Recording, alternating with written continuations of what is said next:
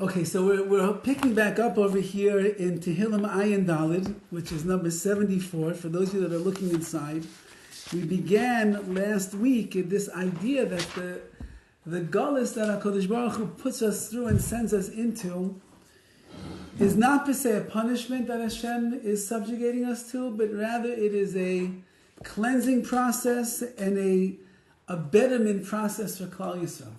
That means that every step that we take in the exile and every thing that we confront and all the difficulties and the challenges that HaKadosh Baruch Hu sends our way is really just because there are blemishes that are on the collective neshamas of Klal Yisroel, and they have to be cleaned up and taken care of. So whatever it is that we're going to go through, whatever journeys we're going to travail, it's all because HaKadosh Baruch Hu just wants us to become better and cleaner and pure and be able to be as close as we can to Hashem. So therefore, we don't have to look at the gullus as an exile as being a bad thing and a punishment that HaKadosh Baruch Hu is subjugating us to, but rather it is an opportunity for us in our wanderings and our challenges in life to really cleanse and be purified and get closer to Hashem. So we're holding over here in Pasuk Hey, the 5th verse of Ayin Dalid, and it says like this: Yivada kemevi l'mayla b'svach eitz kardumais. So here HaKadosh Baruch Hu regarded it as if it had come to be on high, and there were axes in the thicket of the trees. So it's a poetic type of a verse over here, and Rav Hirsch says over here the following idea. Rav Hirsch writes that you should know that the enemies of Klal Yisroel, although that they look like they are menacing and they are violent and they are imposing and they are using their own strength to come and fight against Klal Yisroel, but you should know that they themselves were nothing but tools in the hand of Hashem. The enemies of the Jewish people, those that have risen up against us in all generations and wreaked havoc on our nation from the beginning until the very present day that we are living in, that you should know that it's not that they're acting on their own and only with their own, we'll call it their own bechir and their free will, but rather they are axes, they are tools in the hand of HaKadosh Baruch Hu. And Asaf, who's the author of this Tehillim, he says, it was your wish to make use of them to clear away those who had come into the idle thicket, shutting out light and fresh air, and therefore to cut them down with axes to make room for healthier new vegetation. Meaning that when Klal Yisroel is going through the difficulties of growing as a nation, when we are struggling to find our identity, when we are dealing with the pressures around us in the world, and we are making mistakes individually, collectively, as a community, so the thorns and the thistles and the weeds are what is growing, and the finest flowers and the beauty of Klal Yisroel is not what is growing in the right way. So the enemies come along and they chomp us down. Now, why do they chomp us down? Says Rav Hirsch, the way he's understanding this pasuk over here, don't look at it as they are coming and they are beating us and pillaging us and ruining us and destroying Klal Yisroel. HaKadosh Baruch Hu has a plan. And his plan is that sometimes you have to get rid of the weeds in order that you can get the flowers and the trees and the fruits to be able to grow amongst our nation. And therefore, it looks like they are destroying us, but it's really all part of the plan that HaKadosh Baruch Hu has put in their hands, the axe, so to speak, that they are given the ability to cause us whatever distress and pain we are going to go through, but it's only because they are cleansing and cleaning out and getting rid of the mistakes of our nation, and they're allowing us to be able to regenerate ourselves and rejuvenate ourselves to come back to a higher place in Hashem's world. And he says that if you look at the tragedies over the history of Klal Yisroel, so the world at large will look at it that Klal Yisroel is being oppressed, Klal Yisroel is suffering. We went through miserable times over thousands and thousands of years of being persecuted by almost every different world power and nation that there was. And the only reason the world looks at it like that is because they don't understand what HaKadosh Baruch Hu is doing. If you would see a farmer walking into his field, and he would take out his sickle and he would start cutting away all the weeds that are there, and you don't know what farming is all about, you don't know why he's doing that, you would start screaming at the farmer and say, what are you doing? You're ruining the field. There's things that are growing over there. And the farmer says, Tipesh, you fool, you don't understand what I'm doing. I'm removing the weeds so that everything else can grow in the right way. Says Rav Hirsch on this pasuk, HaKadosh Baruch Hu says the same exact thing. And that is, there's a lot of weeds amongst Klal Yisroel. There's a lot of inconsistencies, there's a lot of impurities, there's a lot of us that we are not doing all the right things. So HaKadosh Baruch Hu comes along and he uses the nations of the world as a tool in his hand to come and wipe away the things that are negative towards our growth. And then if we will be wise enough to it, we will bounce back after the destruction that an enemy does when they rise up against us, and we will become stronger than we ever were before. We all know that when October 7th happened, when Simchas Torah took place last year, again, we're not Nevi'im, we're not prophets, so we don't know why HaKadosh Baruch Hu did what he did. Even though so many people said in all the drushes and everywhere, well, we know because Klal Yisroel was separate and they were fighting with each other, and Yom Kippur they fought in the streets of Tel Aviv, that's why Hashem did what he did. Chas v'chalila, we don't know why Hashem did what he did. We're not prophets to be able to say, I can pinpoint that's the reason that Hashem decided to kill 1,000 people in one day. How do we know? We don't know. All we know is that we can look and we can see what Klal Yisroel was like before Simchas Torah, and we can look at what Klal Yisroel has been since Simchas Torah took place. And it is true, there was a lot of division in Eretz Yisrael. And there was a lot of sinas chinam that was going on in Eretz Yisrael.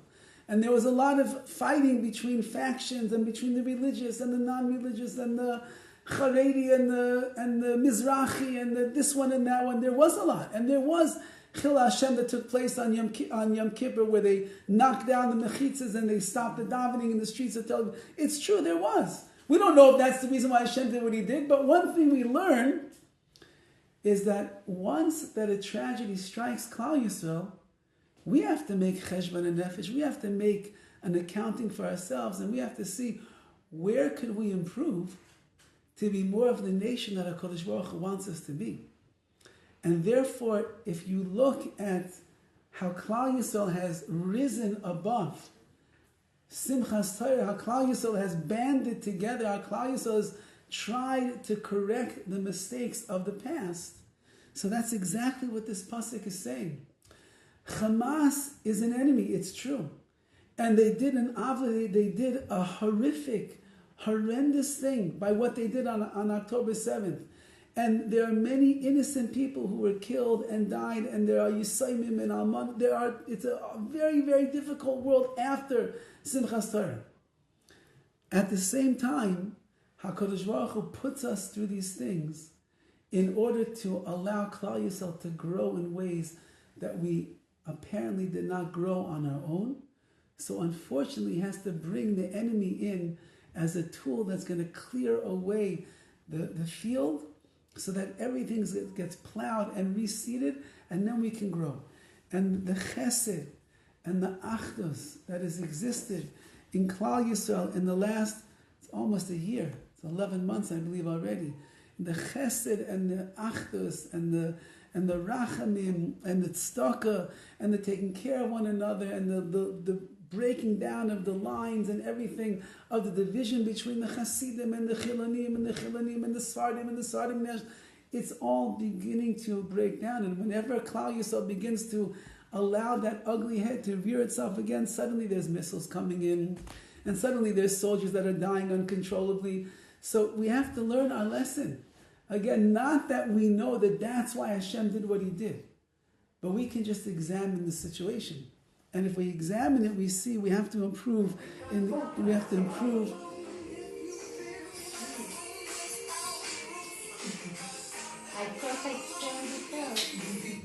I I didn't know you had such good taste in music. Yeah.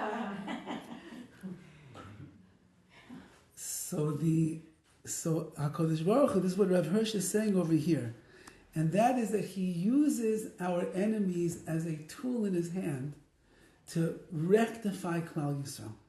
As long as we understand what he's doing. The rest of the world doesn't see it like that. The rest of the world sees it as the enemy rising up against us and being successful in their attack on Klal Yisroel. But we understand, as we've mentioned previously, Chazal say that Ein Paranias ba la'olam ela bishvil Yisrael. Suffering and tragedy doesn't come to the world except for Klal Yisroel.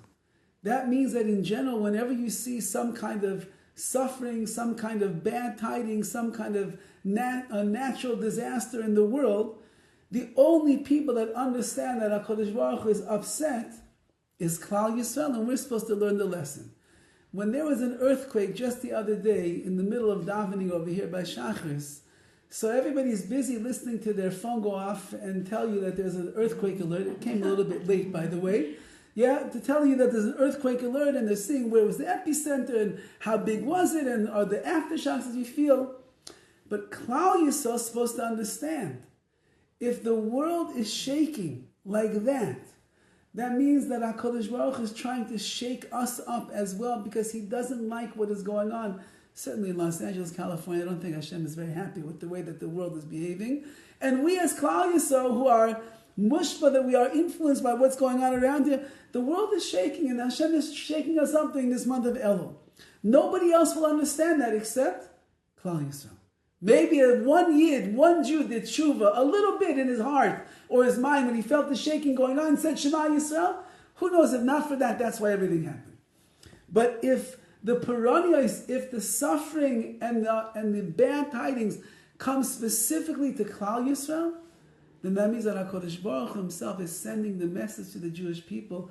You must improve, and you must get the message, and you must begin to make what we call the cheshbon hanefesh, the spiritual accounting, to figure out how could you become better. So when Hamas comes to us, and the UN is against us, and anti-Semitism in the world is rising against us, and soldiers, our boys and our girls are dying in Eretz Yisrael, and there are missiles flying overhead, and there's so much destruction, and there's so many children that are Yisraelim right now, and almanas and parents without children, and everything going on. That's all directed towards us, which means that HaKadosh Baruch Hu is talking directly to us. We don't have to imagine there's an earthquake in LA, so how do we do tshuva? There's a tsunami in Japan, so what does that mean we have to do tshuva? There's a hurricane going on in Florida, so now we have to do tshuva. No, HaKadosh Baruch Hu is saying, I'm sending it directly to you.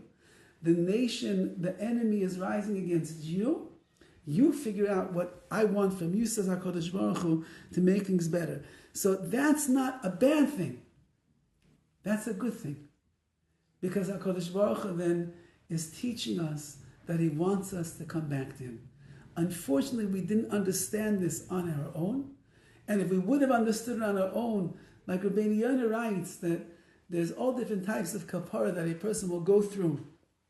And a person who doesn't listen to the messages that Hashem sends, and a person who doesn't do the proper tshuva, so they have no choice. Hashem is going to send them some kind of a suffering. There's going to be a kapara, there's going to be an atonement that they're going to have to go through. But the Rabbi Yonah writes over there that you could do something on your own that will bring about a kapara, that will bring about an atonement, and you are not going to have to go through any of the suffering that Hashem is going to bring.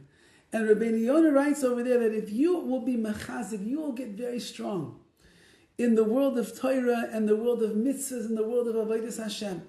And you will push sleep away from your eyes, and you will be moiser nefesh, you will sacrifice certain things and pleasures and indulgences and monies and all different things. And you will do it all the shame, l'man Hashem, for the sake of HaKadosh Baruch Hu. Hashem says that he sees you going through the rigorous schedule and the being enveloped in such a life of avodas Hashem. That itself will act as a kapara, as a atonement for whatever it is that a person might have done wrong. So when HaKadosh Baruch Hu doesn't see enough of us doing that, so then unfortunately he brings tragedy to Klal Yisroel. of colossal levels when the enemy can rise up. And as we know, if they still don't stop talking about it in the news. Whose fault was October 7th? They can't leave it alone. Whose fault was it? Was it this sergeant? Was it this major? Was it this admiral? Was it this one that had... Nobody's. It's Klal Yisroel's fault. And HaKadosh Baruch had a plan. And if Hamas was able to come through the fence that has maximum security, and they had no idea what was going on, and Rahman al-Litzlan, it took hours and hours and hours before they were able to get everything under control. It's not this guy's fault, it's Klal Yisroel's fault. And HaKadosh Baruch is sending us a message, and He wants us to learn from it.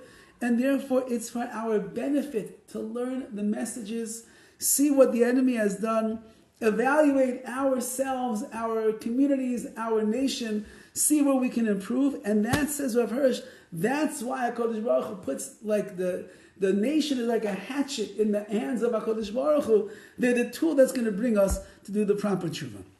Okay, that's verse Hey. Number 6, Vav. Ve'ata pituchecha yachad. And now with this hammer and these chisels together, bekashil v'cheyalapais yaleimun.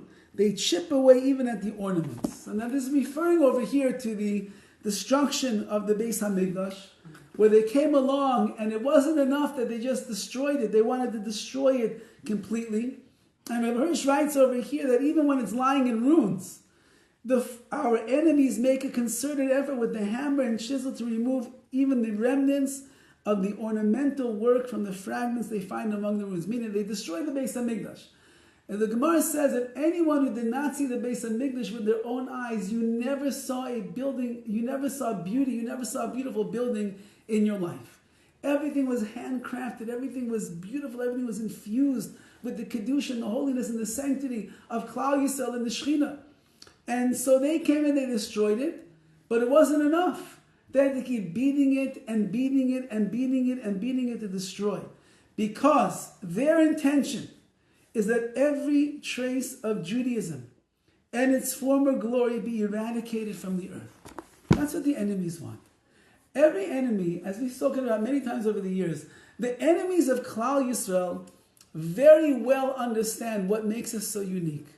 They understand that because we have the Torah, and because we have mitzvahs, and because we are the Am HaNivcha, the chosen people, the Am Segula, we are the treasured nation, because of all of that, they know that that is our strength, that is our might, that is our power that we have in this world. So their mission that when they come to destroy the Jewish people is, as much as they can destroy our religion and our Torah and our mitzvahs, that is what they come to destroy. So many stories that you hear from the days of the Holocaust. Who did they attack first?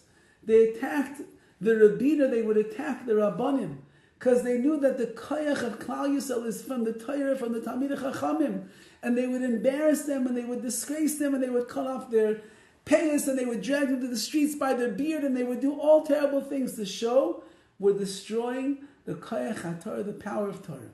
But what they don't understand is you can never destroy the Torah. And you can never destroy the neshama of a Yid. And therefore, even if they went to the gas chambers and they died in the gas chambers, as long as the word Shema Yisrael Hashem Elokeinu Hashem Echad on their lips, that means that you did not kill and you did not destroy Klal Yisrael, and you did not wipe away our neshamas, and you did not wipe away the Torah. They think if they burn the Talmud, if they burn the Sifrei Torah, if they destroy shuls on Kristallnacht, if they come to Eretz Yisrael and they start looting and pillaging and killing and murdering and bus bombings and everything, they think that they're going to destroy our nation. They are sadly mistaken, because Klal Yisrael will never be destroyed. HaKadosh Baruch Hu is on our side. He's not on their side. HaKadosh Baruch Hu loves us because we're His chosen child. He might love the other people in the world, but the enemies, for sure, HaKadosh Baruch Hu, they're not finding much favor in the eyes of Hashem. So who does He want to win? He wants us to win. Who does He want to survive? He wants us to survive. And therefore, every time that they come and they chisel away at the remnants of Klal Yisrael, we have to know that it's only an act that they are doing, but they cannot undo the koyach, the power of Klal Yisrael, and therefore we will continue to go further we will continue to advance in this world. Says the next pasuk Zayin, Shilchu ve'eish migdashecha la'aretz. I'm sorry. Shilchu be'eish migdashecha. They consigned your migdash, your sanctuary, to fire. La'aretz chilu mishkan shemecha, and the abode of your name, they sent it even to the ground. So again, the similar idea over here, Rav Hirsch points out, and that is that they had two missions in mind when they came to destroy the Beis HaMikdash. And one was that they said HaKadosh Baruch Hu is standing in the way. And this goes back to the same idea, that the Goyim and the enemies of Klal Yisroel, they understand that Klal Yisroel is different because we live with Hashem and we live according to HaKadosh Baruch Hu and what He wants from us. And we are as they like to say in America, we set the moral compass of the way that a person should live. And therefore, I think they like to quote these days, if you look in Mein Kampf from Hitler, Yamach Shemai, he said that is why we have to get rid of the Jews. Because the Jews bring consciousness to this world. They bring morality to this world. They make you feel guilty if you do the wrong thing. Not us. It's HaKadosh Baruch Hu. We listen to Hashem. And HaKadosh Baruch Hu has told us, this you can do, this you cannot do. This is right, and this is wrong. This is blessing, and this is curse. This is holiness, and this is frivolity, and this is profane. So we who live our lives according to the Ribbono Shel Olam, we bother the world around us because they would like not to live with Hashem. They would like not to have to answer to the God that created the universe and is watching over everybody's deeds and making decisions on how He's going to deal consequentially with people that do the wrong thing. So when they see Klal Yisroel, they see a nation that represents Hashem. And that bothers them because the nations of the world would like to be able to get away with whatever bloody murder they want to without having to know they'll face the music at the end of the day. And so therefore they came along, says Tehillim over here, they came along and besides trying to destroy the Beis HaMikdash and running it down to the ground, they tried as hard as they could to push HaKadosh Baruch Hu out of the equation and out of the picture. And if they would do that, it's the same thing we find when we'll get to Hanukkah. So Yavin, that was Yavin's whole fight against Klal Yisroel. The Greeks we are the most elite nation, we are the most cultured, we are the most intelligent, we are the brightest, we are the sharpest. And Klal Yisroel is like a thorn in our side because they believe in Hashem, they have the Torah, and that's what makes them so great. So every gezer, every decree that they made was to get rid of the Torah, to get rid of the sanctity, to get rid of the Shekhinah, to get rid of the Neshama, and just become a goof, become a body like everybody else. But Klal Yisroel is undeterred. And that is the tremendous power of Klal Yisroel that we just have to look throughout history. Every time that we get beaten and every time that we get down, Klal Yisroel always does bounce back because Hashem is with us and He never abandons us. And He's holding us very tight as long as we hold on to Him. And all of the Torah that's been built since the Holocaust and everything that's been accomplished since Simchas Torah this year and all the Chesed and all the tzedakah, I think they made a calculation that something like $1 billion of tzedakah was given since October 7th, maybe even 2 billion. Billions of dollars of tzedakah was given to help the army and the Yidden and all the wives who lost their husbands and the children who lost their parents and so on and so forth, that they should be able to live somewhat of a life afterwards. That came from regular Jews all over the world that said we're together and we're not going to let our brothers and sisters fall. And that is what Klal Yisroel is. Klal Yisroel is a nation that even when the enemies try to put us down and they say the nastiest of things and they kill and everything, it's not going to destroy the essence of who we are. Says the pasuk further in 8 in Ches, Omru, Belibam, the enemy said in their hearts, Ninam Yachad, their future generations will be all together. Sarfu Kol Mayade Kel Ba'aretz, they burned up all of the meeting places of Hashem upon the earth. And this also is along the same lines over here. And that is like this. They thought that if they destroy the Beis HaMikdash, which was the place of convocation where Klal Yisroel would meet 3 times a year by all the Chagim, that's where we met. And over there were Karbanos, and over there were Leviim singing their songs and Kohanim doing their Avodah. And that's where the Shekhinah rested. So they thought, if they could destroy the Beis HaMikdash, then there's nowhere for Klal Yisrael to meet HaKadosh Baruch Hu anymore. However, they forgot, I mean the Goyim, the nations that are against us, they forgot that besides the physical Moyad, which is this physical meeting place called the Beis HaMikdash, so as Rav Hirsch writes over here so beautifully, Hashem established many spiritual Moyadim in the midst of Klal Yisrael, which no power on earth can ever reach in order to destroy. That means that the Jewish people do not depend upon the land of Eretz Yisrael to meet up with Hashem. We don't rely upon the Beis HaMikdash standing in its place to be able to daven and serve HaKadosh Baruch Hu. It is, of course, when you can bring a korban, when you bring a sacrifice, it's an amazing thing. It helps the process. And if you would see the Kohanim and you would hear the Leviim singing their mystical songs, it would bring us closer to Hashem, of course. However, even when it's not in the world, Hashem still makes mayadim, He still makes places for us to convene and to meet and commune together with Hashem. And that is the spiritual mayadim, which were to bring weeks, days, and hours of communion with Hashem, even to the most isolated Jew, in spiritual union with his brethren scattered throughout the world. Which means HaKadosh Baruch Hu is everywhere. And the chance for a Jew to connect to Hashem is everywhere, all of the time. While you're here, while you're in shul, while you're in your house, while you're driving in your car, the Ribbono Shel Olam, He gives us a chance to come close to Him and be together with Him anywhere. I'm sure that I told the story before, but one of the greatest Mekarvim of Klal Yisrael in history is Rav Yitzchak Dovid Grossman in Eretz Yisrael. Rabbi Grossman.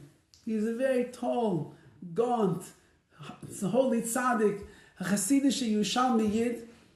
And when he was a young man, just married, he had this burning desire that he should go and be Mekarev as many Yidden, as many Jews as he possibly could. And he got into his mind that he's going to go to like the most irreligious Chiloni neighborhood in all of Israel, and he's going to walk in there and he's going to try his mazel to see if he has the power to be Mekarev people. So his father was a very big tzaddik in Mei Sharim, and he went to his father for a bracha, and his father told him, go safely and cautiously, it's a rough world out there, and when you come back, you need to come report to me, I want to hear exactly how it went. So he goes, I forget the name of the small town that he went to at first, and he walks in, a Hasidic, a young man who just got married, with the hat, with the long payas, with the long frock, and he walks into the town, he asks, where's the yeshiva? And yeshiva, everybody started laughing, yeshiva in this town? So he said, where do the bachim, where do the young men hang out? They said, oh, you probably want the bar, it's over there. So imagine this young Hasidic fellow who grew up in Mei Sharim. He never saw an ounce of tumah in his whole life. He walks into a sleazy, dark bar scene in this very unaffiliated, non-religious town in Eretz Yisrael. And as we said before, that when a Jew does something, they're always going to be the best. They become a doctor, the best doctor. A lawyer, the best lawyer. Accountant, the best accountant. When a Yid is going to be in the bar scene, he's going to be the best in that bar scene, which means it's the lowest of the low. And he walks in, and he right away sees what's going on. He walks over to the DJ, he hands him a cassette or whatever, an album of some nice Hasidic music, and he says, do me a favor, put this on right now. And the next thing you know, from the whatever the music was at that time, it switches to Hasidic music, and he pushes the boys and the girls away from each other, and he starts dancing around in circles with the men, and the girls are just sitting there watching what in the world is going on over here. And then he looks at every single one of these young men in the eye, patches them on the cheek, pinches them, shakes their hand with warmth and love and respect. And they melted in his hands that night. And they wanted him to stick around. And he went back to his father. And he told his father what happened. And his father is looking at his son. You're a Meshugah? You went into a bar in a non-religious neighborhood in Eretz Yisrael? You know where you're coming from? So he asked his son, I just need to ask you, how in the world did you walk into such a place? How did you take yourself into such a place of impurity? So he looked at his father and says, Tati, he said, I looked into the eyes of every single Jew that was there, and all I saw were their neshamas. I just saw their souls. So his father's looking deep into the eyes of his son. And his son is not flinching. He's looking back at his father. And he says, I see that you're telling the truth. And I see that you're living in some world that you're able to do such a thing. He says, go with bracha from your father. Go and be Makar of the world. And sure enough, he and his wife moved to this neighborhood. They ended up bringing other Yungalite. They started a kollel. They started programs. They were Makar of hundreds, if not thousands of people. They made, the criminals became Bali Tshuva. Everybody was on board with Rabbi Grossman. And that is an idea that we are saying over here. It's true they weren't in Yerushalayim, and they weren't in Mea Shearim, and they weren't in Bnei Brak, and they weren't in Kiryat Sefer, they weren't anywhere. They were in the lowliest of places, in the lowliest place of the lowliest of places. But even there, you can have a mayad, you can have a meeting place with Hashem. And that's what the Goyim, that's what our enemies don't understand. You can stamp us out, and you can try to kill us, and you can try to destroy our nation. And you can send us into Golus, into exile, where we have to wander to the four corners of the world. But you have to know, Hashem is everywhere. And the Yiddish neshama, the Jewish soul, is able to commune with HaKadosh Baruch Hu anywhere in the world. He doesn't require the base of Mikdash or Eretz Yisrael, even in Tarzana. As the Biala Rebbe once said when he was here, Torah Zana. Even in Tarzana, Torah Zana, there's Torah, no matter where you are. So therefore, says Asaf in this Tehillim, we know the secret that the enemies don't understand. No matter what they do, they'll never stamp us out, because HaKadosh Baruch Hu is everywhere in the world, and He allows us to have a Mikdash, a Mishkan with Him. And that's why shuls are so important, and that's why yeshivas are so important, because those become like the Mikdash Ma'at, they become like the microcosm, the miniature, so to speak, based on Mikdash that's in the world, where just like the Jews could come and they could serve HaKadosh Baruch Hu in the base on Mikdash, they could come to be mispalel, to daven, they could come to bring korbanos, to bring sacrifices, to get closer to Hashem. A shul and a yeshiva and a beis midrash is the same exact thing. It's what we have left in the world today, and every time you step in, you're like on the floor of Eretz Yisrael. It's like walking and entering in to the Beis HaMikdash, and therefore this is the place that we're going to connect the most with Hashem. Says I'm skipping the 9th verse, and I'm going over here to 10 and 11 are two psukim that go together. And it says, Ad Masai Elokim Yecharev Tsar. How long HaKadosh Baruch Hu is the oppressor going to insult us? Ginayitz oyev shimcha lenetzach. Shall the foe, shall the enemy blaspheme your name forever? Meaning, look at the world. The world is against Klal Yisroel, and they're saying nasty things about the Jewish people. They did terrible things. It's a disgrace. Lama sashiv yadcha. Why have you withdrawn your left hand? V'yamincha, and your right hand. Mikerev chekecha kale. Should destruction spring forth from your bosom? Says Rav Hirsch on these, and then we'll see some of the other Mefarshim. Rav Hirsch writes over here the following idea. And that is, I'm not asking you how much longer our misfortune is going to continue. I'm really asking how much longer your name will be misunderstood and blasphemed as a result of the triumph of the enemies that go against us. We're coming to Rosh Hashanah. Says to Tshuva Yom Kippur, one of the things that we daven for again and again and again is not even ourselves. We daven that the kingdom of Hashem should be recognized by the entire world. If Klal Yisroel is still in exile, and the Beis Hamikdash is lying in ruins, and there are still tragedies that are going on a regular basis in the Jewish people, so it's not a disgrace to us, Hashem. You said in your Torah that you are our Father. You said that we are your children. You said that you're watching over us, that you are taking care of us. So if we are being oppressed by the nations around us and we are running into difficulties, who is embarrassed and who is disgraced? Your name, Hashem. So we're looking forward to the day that your name is going to be restored and your glory and your honor is going to reign supreme in the world, so that the nations of the world will understand Hashem Elokeinu Hashem Echad. There's only one God. And He's the King of the universe. And He created the world, and He runs the world, and He's involved everything intimately with everybody's life. And He's making sure that everything happens in the right way. And therefore, Asaf is saying over here, Ribono Shel Olam, I'm not asking myself. Not I feel so bad about myself and now I have such a hard life. What about you, Hashem? Your name has been disgraced in the world. And therefore, how long are you going to allow such a thing to take place, that your name is not going to be upheld and your reputation is not going to go back to where it is? So the Malbim writes on this verse the following.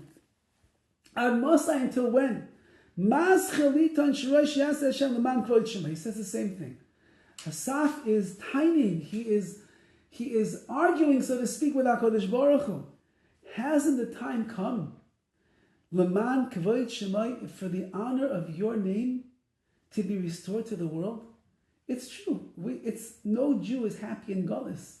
And nobody's happy when there are parodias, when there are tragedies that are befalling us. Nobody wants that. But at the end of the day, you, HaKadosh Baruch Hu, you are the one who is suffering the most, because the world does not believe in you the way that they should. The world does not recognize you in the way that they should. The world does not serve you and become one with you the way that they should. So we're asking, please Hashem, make a revelation of your strength, of your might, save Klal Yisroel, not for our sake, but for your sake. And then he writes, on the verse over here in number 11, the pasuk says that Mikerev chekecha kole, should destruction spring forth from within you, says the Malbim, if you don't uphold your own dignity and your name and restore the honor and glory to Klal Yisroel, so then your reputation will be destroyed automatically. Why are you holding back? Why didn't you allow us to go free and destroy our enemies? Sometimes the enemy is very strong according to the laws of nature, and there's no way to destroy them. The only way sometimes to destroy the enemy is if you make a miracle and you manipulate the laws of nature in order to do such a thing. If the enemy is so strong against Klal Yisroel, the only way that you're going to be able to destroy them is to make a miracle on our behalf. But in order for that to happen, the generation needs a big merit. But if the generation is not worthy, HaKadosh Baruch Hu is not going to make a miracle to lift us up and to save us. So we don't know. We probably do know. We're not a nation that is worthy of HaKadosh Baruch Hu making such an open miracle like that. He says, however, in this particular situation, we don't need a miracle. The enemy is getting weak. And if you just won't put your hand into your bosom and leave it there, then even according to the laws of nature, you'll be able to defeat the enemy. But you, Hashem, we don't understand what you're doing. you're concealing your power and your might, and you are not taking care of the enemy. Says the Malbim over here, Klal Yisroel is arguing with Hashem. We're allowed to argue with Hashem. We're allowed to tell HaKadosh Baruch Hu what we think. And we're telling HaKadosh Baruch Hu what we think because it's to the benefit of Hashem himself. And the question that we're asking Hashem is, if you are infinite strength and power, and the nation that is rising up against us has limitations, why are you holding back your strength from destroying them? Now, we understand that if it would be a situation where we need an ace, we need a big miracle to be able to overcome, so then understood. So then we're not worthy of having a miracle. But at this point, says Asaf, we don't need miracles. The nation is weak enough as it is already. You just need to come and do a little bit of HaKadosh Baruch Hu, remove your hand from your bosom, take it out of your jacket over here, and just show it to the nations. Give them one clobber, give them one hit, and they will be destroyed. And Klal Yisroel will go on to victory, and then your name will be restored. And this is, again, this is the idea that we are coming into the Yom Noraim with. And this is something that we have to think about, because if we're only asking for ourselves, so then that's not what HaKadosh Baruch Hu wants us to do on the Yom Noraim. And if we're only asking for Klal Yisrael to have a better year, that's also not only what HaKadosh Baruch Hu wants. Yes, he wants you to have life, and he wants Klal Yisrael to have a year of bracha. It's all true. But at the end of the day, we want, and HaKadosh Baruch Hu wants, that his name and his glory should reign supreme in this world. And the more that we attach ourselves to the global mission of this world, which is that Hashem's Shechina and his presence is running the world, and the nations will have to be Maida ala emes, they'll have to admit to the truth that the Rebbeinu Shalom is the one that is running the world, and he's in charge of everything. And even the biggest enemies of Klal Yisroel, they'll have to eat their own words and say, yes, HaKadosh Baruch Hu, it's you and Klal Yisrael, this is your treasure nation, and they are the Am HaNivchar, it's all true.